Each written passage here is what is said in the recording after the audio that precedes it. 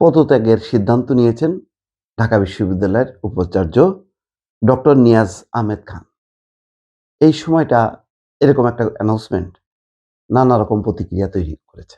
একটা অস্থিতিশীল পরিবেশের একটা সংকেত দিচ্ছে তার এই পদত্যাগ ঘোষণার মধ্য দিয়ে। সেটি কেমন একটু ব্যাখ্যা করি। ধরেন ১২ তারিখের নির্বাচনের মধ্য দিয়ে একটা সরকার আসবে। জামায়াতে ইসলাম অথবা বিএনপি।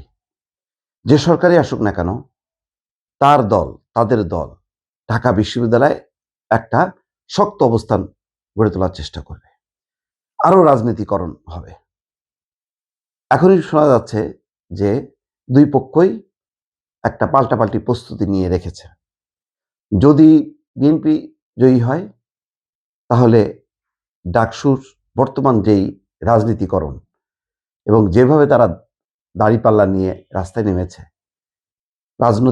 দলীয় রাজনৈতিক ঘটনাকে তারা যেভাবে ঢাকা বিশ্ববিদ্যালয়ের মধ্যে প্রবেশ করিয়েছে, একেবারে মোট কথা দলীয় সংগঠনের মতন যেভাবে কাজ করেছে, এইটা কিন্তু পাল্টা নেবে। কেন নেবে জানেন? একটু স্মরণ করেন। ৫ই আগস্ট সরকার পরিবর্তনের পর যেহেতু ছাত্রদল একটা দুর্বল অবস্থানে ছিল, তাদেরকে ১৫ বছর শিক্ষা প্রতিষ্ঠানে টিকতে দেয়নি। আর শিবিরের অবস্থা ছিল গুপ্ত অবস্থায় ছিল, ছাত্রলীগের ভিতরে ছিল।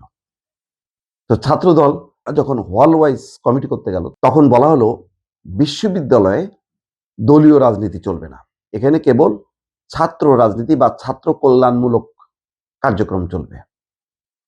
রাতের বেলা মবও তৈরি করা হলো, দলে দলে ছাত্র দলের বিরুদ্ধে মিছিল হলো, মনে আছে?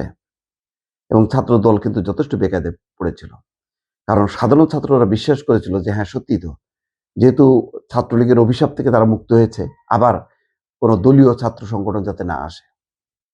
কিন্তু কি হলো?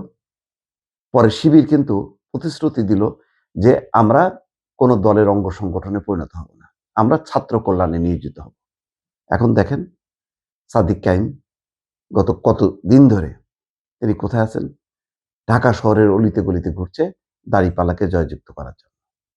যদি নিরপেক্ষই হতো, কই ডাকসুর কেউ কেউ যদি ধানের শীষের পক্ষে নামতো তাহলে বোঝা যেত যে না, অথবা তারা এমন একটা বলতো যে আপনারা ঢাকা শহরে যারা যোগ্য প্রার্থী তাদেরকে ভোট দেন। কই সেটা না, একদম সরাসরি মানে দলের জামাতের নেতাকর্মীরা যেভাবে কাজ করে সেভাবেই কাজ করছে সাদিক কায়েমের নেতৃত্বে ডাকসু এবং ছাত্র শিবির। তার মানে দলীয় তো ছাত্র দলের সেই অপমানটা মনে আছে। এখন বিএনপি জিতলে পরিস্থিতি কি হবে? এটার কি পাল্টা তারা রিভেঞ্জটা নেবে না? নেবে।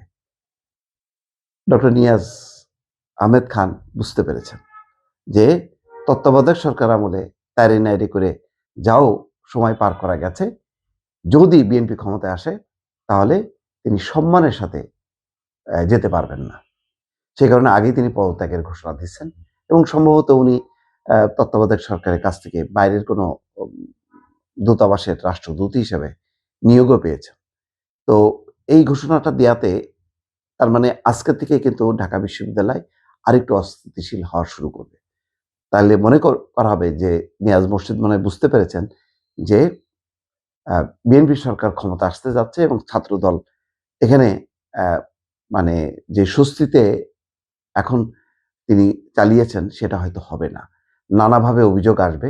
বলা হবে যে আপনি শিবিরের পারপাস সার্ভ করেছেন। সুতরাং আগেভাগে তিনি হয়তো সরে দাঁড়ালেন। দর্শক, আমার এমনটাই ধারণা এবং অনুমান। যদি বাড়তি কিছু থাকে বা আপনাদের কোনো অন্য মতামত থাকে প্লিজ কমেন্ট বক্সে লিখবেন এবং জানাবেন।